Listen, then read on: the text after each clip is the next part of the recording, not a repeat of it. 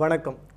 இன்றைய நேர்காணலில் நம்மிடம் சிறப்பு விருந்தினராக வந்திருக்கின்ற ஓய்வு பெற்ற IAS அதிகாரி மதிப்பிற்குரிய பாலச்சந்திரன் அவர்கள் நம்மிடம் வந்திருக்கின்றாங்க. வணக்கம் சார். வணக்கம் விக்னேஷ். வணக்கம். சாதி வேணாம், சாதி இல்லையடி பாப்பா, இல்லை சாதியை ஒழிக்கணும் அப்படின்ட்டு நம்ம பேசிட்டு இருந்த நிலைமையில சாதி கணக்கெடுப்பு ரொம்ப முக்கியமா, இல்லை அதனுடைய அவசியம் என்ன, அதனுடைய நோக்கம் என்ன, இல்லை ஒரு சில கட்சிகள் இது ஏன் வலியுறுத்துறது? முதல்ல நீங்கள் சாதிகள் இல்லையடி பாப்பா இந்த பாரதியாருடைய கொட்டேஷன் சொல்லி சொல்கிறீங்க. பாரதியார் அப்படி எழுதவே இல்லை. பத்மநாபன் ஒருத்தர் பாரதி நூறுன்னு ஒரு புத்தகம் எழுதியிருக்காரு. பாரதியுடைய நிறை குறை எல்லாத்தையும் எழுதியிருக்காரு. முதல்ல சுதேசத்தில் இந்த கவிதை வந்தபோது ஜாதிக்குள் உயர்வில்லை அடி பாப்பா அப்படின்னு தான் எழுதினார். He understood the reality of the existence of caste in India. பாரதியாருக்கும் தெரியும். இன்னொன்று எழுதினார், 1000 உண்டுங்கு ஜாதி எனில் அந்நியன் வந்து இங்கு புகழென்ன நீதி அப்படின்னு எழுதும்போது என்ன எழுதினார், 1000 உண்டுங்கு ஜாதின்னு எழுதினார். அதனால் ஜாதியை பற்றி அவருக்கு தெரியும்.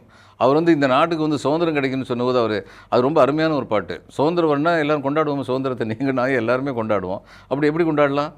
படித்தவங்களை வச்சு சாஸ்திரிய சங்கீதம் வாசிக்கலாம், வீணை வாசிக்கலாம், அதுக்கப்புறம் கர்நாடக சங்கீதம் பாடலாம், பரதநாட்டியம் ஆடலாம். இதெல்லாம் மேன்மையான கலைகள். ஆனால் அந்த மேன்மையான கலைகளை அறிந்தவர்களுக்கு மட்டுமல்ல சுதந்திரம். அதனால் அவர் என்ன சொன்னார், ஆடுவோமே பள்ளு பாடுவோமே நாம் ஆனந்த சுதந்திரம் அடைந்து விட்டோம் என்று. அதே மாதிரி இன்னொன்று என்ன சொன்னார், யாருக்கெல்லாம் சுதந்திரம் இந்த நாட்டில்? பறையரோடு எங்கு தீயர் புலையருக்கும் விடுதலை, பறவரோடு குறவருக்கும் மறவருக்கும் விடுதலை. அதுக்கு என்ன அர்த்தம்? இந்த நாடு எல்லாருக்கும் சொந்தமான, நாம் இருக்கும் நாடு நமது என்பதறிந்தோம், இது நமக்கே உரிமையாம் என்பதறிந்தோம். அதுதான் கோட்பாடு.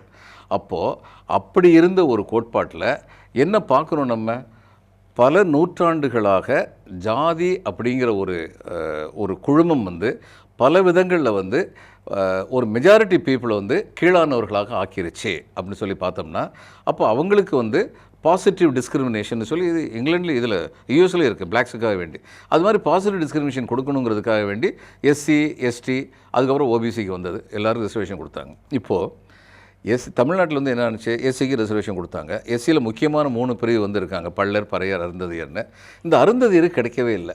அதுக்கப்புறம் கண்டுபிடிச்சாங்க between the 3 they are more backward.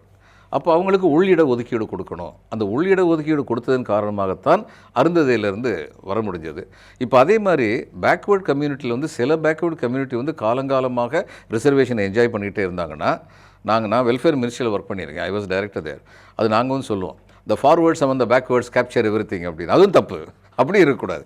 அப்போ அதை எப்படி கண்டுபிடிக்க முடியும்?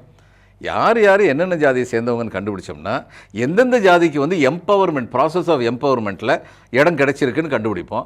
அப்போ கிடைக்காதவங்களுக்கு நம்ம எப்படி சட்டங்களை திருத்துவது மூலம் அவர்களுக்கும் அந்த எம்பவர்மெண்ட் கொடுக்க முடியும். இதை எப்படி கண்டுபிடிக்க முடியும்? ஜாதி கணக்கெடுப்பு நடத்தினா தான் கண்டுபிடிக்க முடியும். அதுதான் எல்லோரும் சொல்கிறாங்க, அதில் எந்த தவறும் கிடையாது. இப்போ இன்னொன்று என்னென்னா, இந்த சென்சஸில் இதெல்லாம் எல்லா ஜாதியை பற்றின விவரங்களும் இந்தியன் சென்சஸில் இருக்குது, அரசு பப்ளிஷ் பண்ணுறதில்ல, அவ்வளோதான். நம்முடைய சார் அவர்களுக்கு நம்முடைய மனமார்ந்த நன்றிகளை தெரிவித்துக் கொள்கிறேன். வணக்கம். நன்றி சார். வணக்கம்.